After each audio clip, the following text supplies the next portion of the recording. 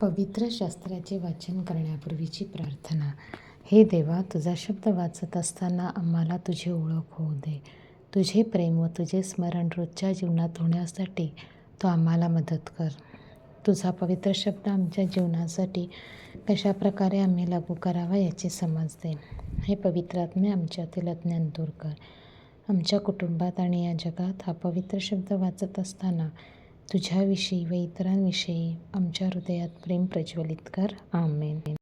गुरुवार तारीख 6 ऑगस्ट. येशूंचे रूपांतरण. पहिले वाचन दानिएल अध्याय 7 ओवी 9 ते 10, 13 ते 14. मी पाहत असता आसने मांडण्यात आली आणि एक पुराण पुरुष आसनारूढ झाला. त्याचा पेहराव बर्फासारखा पांढरा होता. त्याच्या डोक्याचे केस स्वच्छ लोकरीसारखे होते.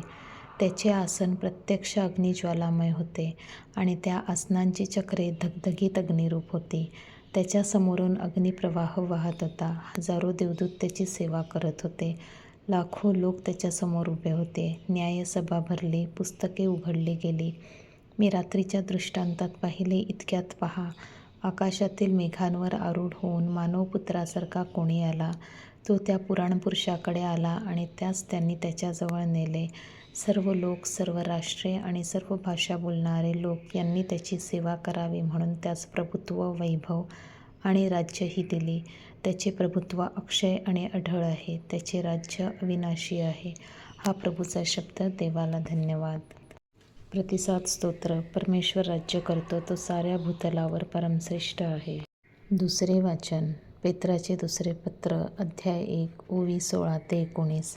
चातुर्याने कल्पिलेल्या कथांसनुसरून आम्ही आपल्या प्रभू येशू ख्रिस्ताचे सामर्थ्य आणि आगमन ह्या संबंधाने तुम्हास कळवले असे नाही, तर त्याचे ऐश्वर्य प्रत्यक्ष पाहणारे होतो.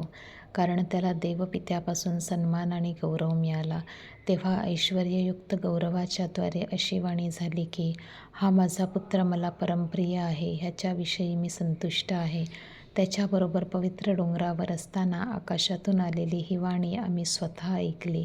शिवाय अधिक निश्चिंत असे संदेष्टाचे वचन आम्हाजवळ आले. ते काळोख्या जागी प्रकाशणाऱ्या दिव्याप्रमाणे आहे. तुमच्या अंतःकरणात दिवा उजाडेपर्यंत आणि पहाटेचा तारा उगवेपर्यंत तुम्ही त्याकडे लक्ष द्याल तर बरे होईल. हा प्रभूचा शब्द. देवाला धन्यवाद. शुभवर्तमान. मत्ते अध्याय 17 ओवी 1 ते 9. येशूने पेत्र, याकोब आणि त्याचा भाऊ योहान यांना आपणाबरोबर एका उंच डोंगरावर एकांती नेले. तेव्हा त्याचे रूप त्यांच्या देखत पालटले. त्याचे मुख सूर्यासारखे तेजस्वी झाले आणि त्याची वस्त्रे प्रकाशासारखी शुभ्र झाली. तेव्हा पहा, मोशे, एलिया हे त्याच्याबरोबर संभाषण करत असलेले त्यांच्या दृष्टीस पडले. मग पेत्र येशूला म्हणाला, प्रभुजी, आपण येथे असावे हे आपल्याला बरे आहे. आपली इच्छा असली तर मी येथे 3 मंडप उभारतो, आपणासाठी एक, मोशेसाठी एक आणि एलियासाठी एक.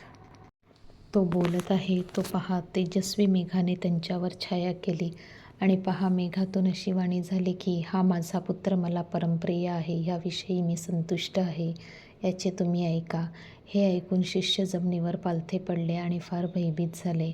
तेव्हा येशूने जवळ येऊन त्यांना स्पर्श करून म्हटले, उठा, भिवू नका.